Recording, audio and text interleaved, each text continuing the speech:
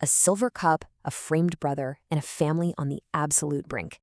Today, we're unpacking a masterful test of character right out of the book of Genesis.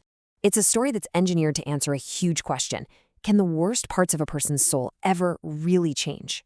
So let me ask you this. How do you know if someone has changed? I mean, really changed, deep down. You can't just ask them, right?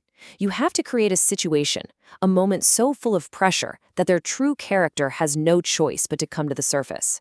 And that is the whole idea behind one of the most elaborate psychological tests you'll ever read about. Okay, so our story kicks off with a really strange command from Joseph, who is now this incredibly powerful governor of Egypt. He's about to send his brothers home, the same brothers who sold him into slavery years ago. They've come begging for food during a massive famine, but he can't just let them go. Not yet.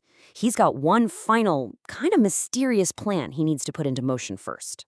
Joseph's plan is so meticulous, it's this calculated mix of generosity and, well, deception. He tells his steward to do 3 things.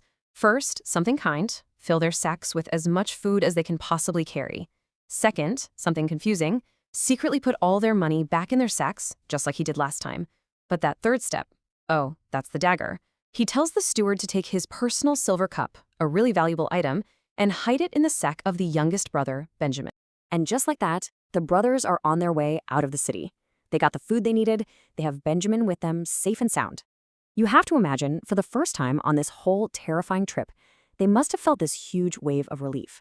They have absolutely no idea what's hidden in their baggage, or that they are riding straight into the heart of their brother's test. All right, so the stage is set. Let's get to the second part of this drama, the moment the trap is actually sprung. They haven't even gotten that far out of the city when suddenly they're overtaken by Joseph's steward. And he hits them with this stunning accusation. Why have you repaid my master's good with evil? He accuses them of stealing his master's precious silver cup. The brothers, they are completely blindsided, horrified. And this is where you just see how completely sure of themselves they are. They are so certain they're innocent that they make this rash, terrifying promise. They basically say, hey, if you find that cup on any one of us, you can kill him, and the rest of us will be your Lord's slaves for life. They have just walked straight into Joseph's trap and, on their own, raised the stakes sky high. Now, the order of the search is absolutely crucial here. The steward is methodical. He's drawing out the tension. He starts with the oldest, Reuben, and then works his way down the line. Sack after sack is opened. Simeon's, empty.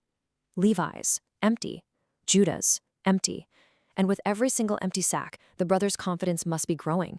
But Joseph's trap is just closing in, zeroing in on the one brother whose fate is going to reveal everything.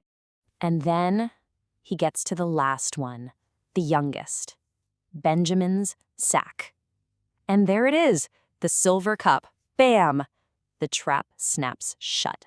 Their reaction is immediate, and it's unified. Total despair. They tear their clothes, a sign of profound grief. But look very closely at what they do next. They don't blame Benjamin. They don't abandon him to save their own skins. No, the very same men who once sold their brother Joseph into slavery, they all turn around, together, and follow their accused little brother back to the city to face whatever comes next. And this right here, this brings us to the emotional core of the whole story.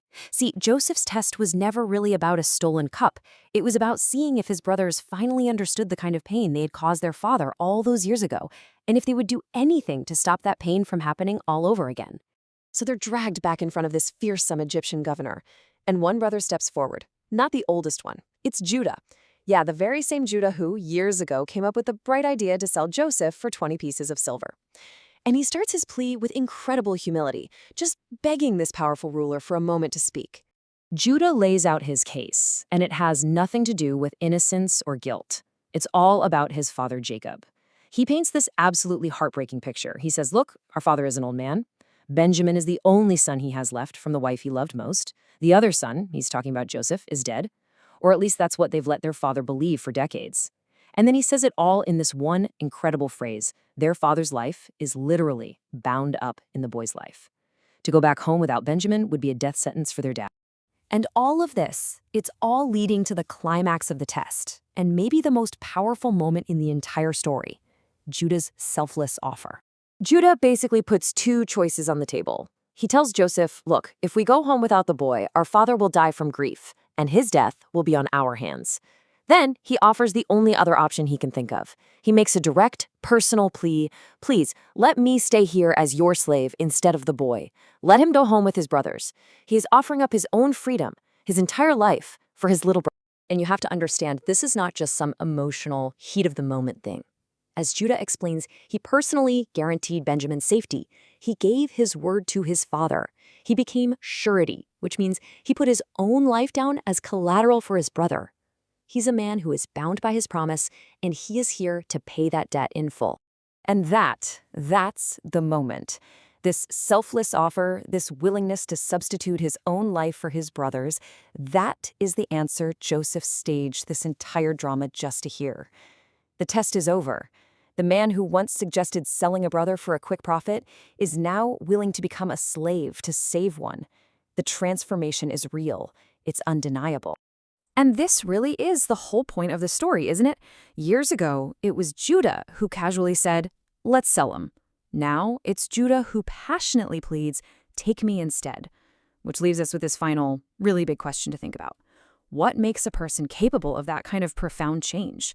What is it that can turn a betrayer into a redeemer?